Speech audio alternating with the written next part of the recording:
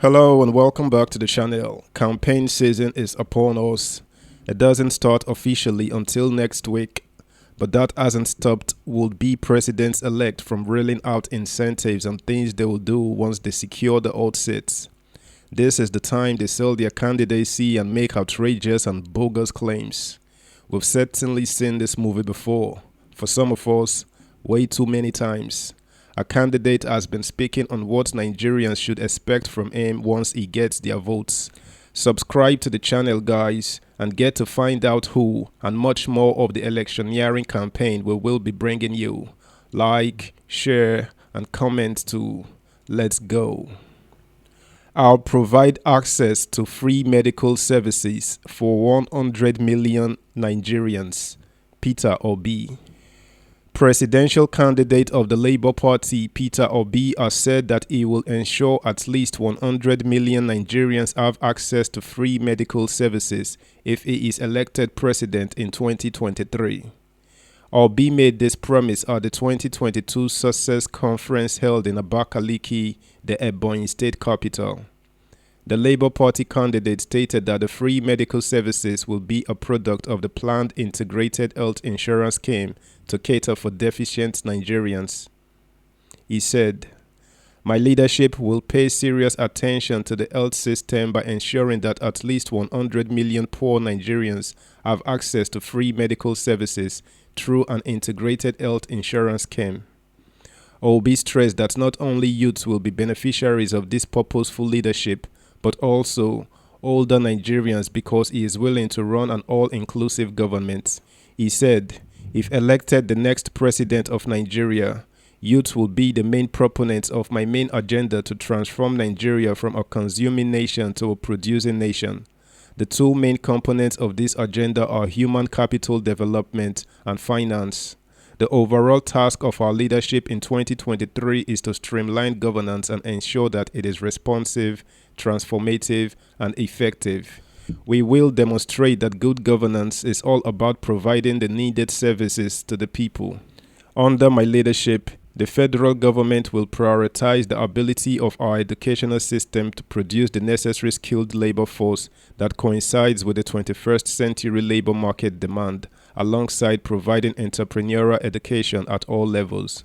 On sustaining the economy with the little country's resources, Obi maintained that he intends to create a professionally managed SME equity fund within the first year of office to promote the development of at least one value-added industry that will utilize the local raw material supply, be it agricultural or mineral, in every local government in the country. He further reiterated his earlier position that the 2023 election should be based on competence, capacity, and commitment to doing the right thing, and not on ethnicity and tribe and religion, since the high cost of living, insecurity, and other problems that are facing Nigerians have no discrimination against ethnicity, tribe, and religion. Endeavor to subscribe to the channel, guys. Also, like, share, and comment on the video. Don't forget to turn the notification bell on as well. Thank you. In the same vein, the Labour Party has dismissed the re-election bid of the ruling All Progressives Congress as an attempt to further plunge Nigeria into the abyss of economic disaster. It said Nigerians who have been on the receiving end of this corruption-ridden administration, which has visited nothing but misery on the Nigerian populace, can ill afford to queue behind the APC that has failed on all indices of governance. National Publicity Secretary of the Labour Party, Comrade Arabambi Abayomi, said this in Abuja on Sunday.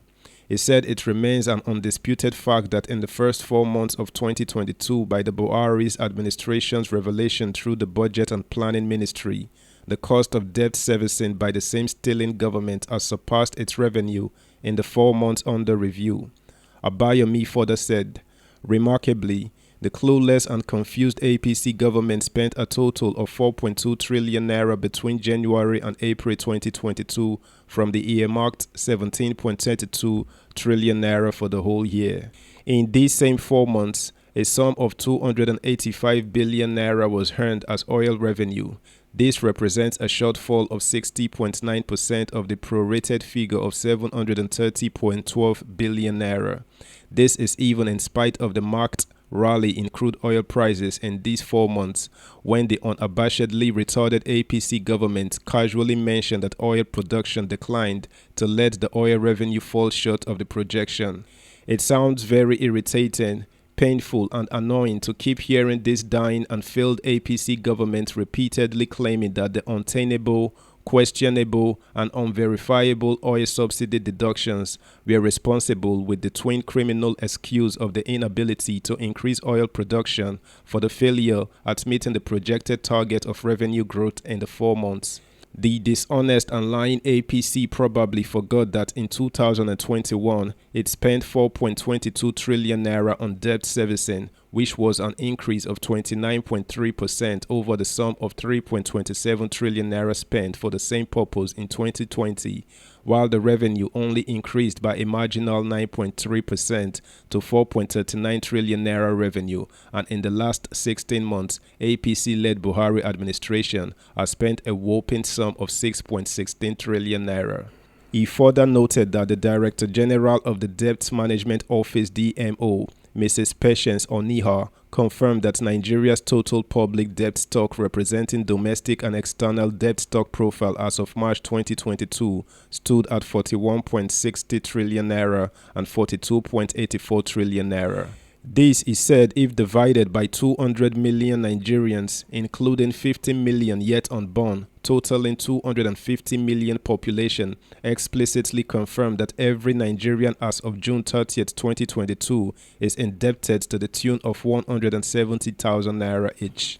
Abayomi noted that it is worth putting on record that though its presidential candidate Peter Obi at many forums held that the government's borrowing must be at a statutory 5% of the previous year's revenue, but the highly clueless and grossly incompetent APC confused and rudderless government at every junction ignored this wise counsel. The LP spokesperson enjoined Nigerians to demand the immediate resignation of the APC from the seat of government now that it is not in doubt that it has finally ruined a substantial part of the future of Nigeria with its avoidable act running the country into insolvency. He further said, the growing cluelessness of the APC in its incompetent management of the country's economy is easily observed from the silly and unending oil subsidy deductions, choreographed, calculated scam. One can simply ask how much it cost Dangote to establish the about-to-begin Operation Oil Refinery, which was built at a cost of $15 billion. The Pacific Refinery in Ecuador cost $12 billion with a capacity to refine 500,000 barrels per day, BPD. Al Zawa Refinery in Kuwait was built at a cost of $16 billion with a production capacity of 615,000 barrels per day. Compare the foregoing against Nigeria with 2 or 3 refineries and a refining average capacity of 1.2 million of crude oil per day. How comfortable are you, fellow citizens? That's the news, guys. See y'all again soon. Bye.